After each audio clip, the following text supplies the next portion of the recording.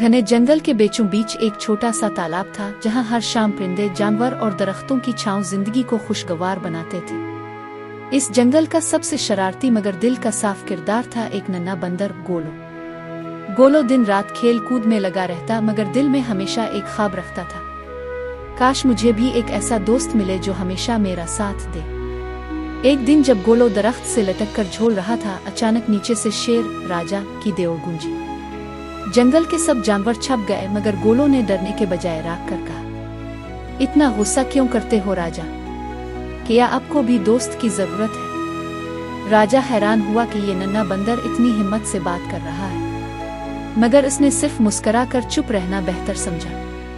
एक शिकारी जाल फेंक रहा है। अचानक वो जाल सीधा राजा पर गिरा। जंगल के सब जानवर डर गए और भाग गए। गोलो के दिल में आवाज आई, ये मौका है दोस्त बनने का। वो फौरन आया और अपनी छोटी सी दानाई से जाल के धागे खोलने लगा। बड़ी मेहनत के बाद राजा आजाद हो गया। राजा की आंखों में पहली बार आंसू आ गए। इसने धीरे से कहा, तुमने अपनी जान खतरे में डालकर मुझे बचाया। आज से तुम मेरा दोस्त हो और मेरा वादा है मैं तुम्हें कभी अकेला नहीं छोड़ूंगा। कुछ दिनों बाद वही शिकारी दोबारा आया। इस बार इसने पूरे जंगल में जाल फैलाया। गोलो और राजा ने मिलकर जानवरों को बचाया। गोलो दरख्तों से शोर मचाता रहा और राजा ने जमीन पर धाड़ मारकर शिकारी को भगा दिया।